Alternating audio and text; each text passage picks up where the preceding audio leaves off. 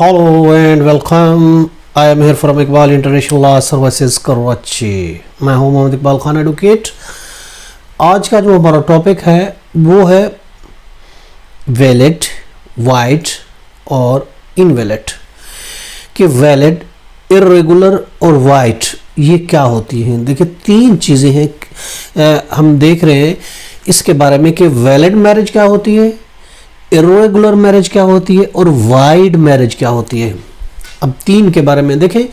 जो वैलिड है, वैलिड को उर्दू में हम कह सकते हैं सही। वैलिड मैरिज का मतलब है सही शादी, और इर्रेगुलर का मतलब है कि फासिद शादी। और तीसरा है वाइड। वाइड का मैरिज का मतलब है कि बातिल मैरिज, बातिल मैरिज वाइड। यानी यूँ समझिए वैलिड का अपोजिट वाइड हो गया, और बीच का जो है वो है इर्रेगुलर। तो तीन तरह की ये मैरिज, इसके बारे में हम कहते हैं कि कौन सी शादी वैलिड होती है, कौन सी शादी वाइड होती है और कौन सी शादी इर्रेगुलर होती है। देखिए अगर कोई लड़की, ऐसी लड़की जो पबर्टी की उम्र जिसकी उसमें हो, तो वो शादी वाइड होगी। ऐसी शादी जो है अगर पबर्टी की उम्र होती है तो उस सूरत में वो शादी नहीं हो सकती, जैसे छोटी उम्र की लड़की की शादी। अब अगर हम शाफी कहते हैं कुंवारी लड़की अगर पबर्टी की उम्र की है तो वो शादी वैलिड होगी, वो उसको वैलिड करार देते हैं।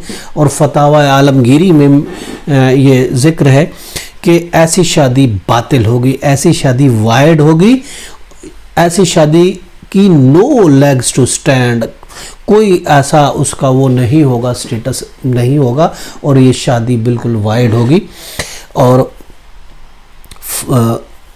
वाइड का मतलब बातिल होगी, ऐसी शादी बातिल होगी। अब ये तो हमने देखा बातिल। अब हम देखते हैं कि इर्रेगुलर मैरिज क्या। इर्रेगुलर वो मैरिज होती है जो वक्ती तौर पर जो होती है वो वाइड होती है, लेकिन वो बाद में वैलिड बन सकती है। ऐसी शादी को हम इर्रेगुलर मैरिज कहते हैं, जो रेगुलर नहीं इर्रेगुलर होती है। जो इर्रेगुलर मैरिज होती है वो यूं समझे वाइड और वैलिड के बीच होती है। वो वाइड भी बन सकती है और वैलिड भी बन सकती है। तो वो समझे ऐसी शादी जो वक्ती तौर पर तो वाइड हो लेकिन बाद में वो वैलिड बन जाए, ऐसी शादी को हम कह सकते हैं कि वो शादी इर्रेगुलर मैरिज होगी। फॉर एग्जांपल ऐसी शादी जो कि इद्दत के दरमियान की जाए। अगर इद्दत के दरमियान शादी की जाती है, ऑफ कोर्स जब वो शादी कर रहा है तो खातून इद्दत के पीरियड में है, तो वो शादी इर्रेगुलर होगी। और इसी तरीके से अगर ऐसी शादी ऑफ कोर्स जब इद्दत उसकी गुजर जाएगी तो वो शादी वैलिड हो जाएगी। और इसी तरीके से अगर एक मर्द दो बहनों की एक साथ शादी कर लेता है, फॉर एग्जांपल उसकी एक पहले से शादी है, वो अपनी साली के साथ यानी अपनी बीवी की बहन के साथ भी शादी कर लेता है, एक साथ दो बहनों को एक साथ शादी में रख लेता है, तो ऐसी शादी को हम इर्रेगुलर कहेंगे। लेकिन अगर वो उसमें से किसी एक को तलाक दे देता है तो वो शादी वैलिड बन जाएगी। और इसी तरीके से अगर कोई इंसान चार बीवियां एक साथ रख लेता है, चार से ज्यादा रख लेता है, पांच बीवियां रख लेता है, पांच औरतों के साथ एट ए टाइम शादी कर लेता है, यानी चार उसके पास पहले बीवी हैं, वो पांचवी बीवी कर लेता है, तो वो शादी भी इर्रेगुलर होगी। लेकिन उसमें से अगर किसी एक को तलाक दे देता है तो ऑफ कोर्स वो शादी फिर वैलिड बन जाएगी।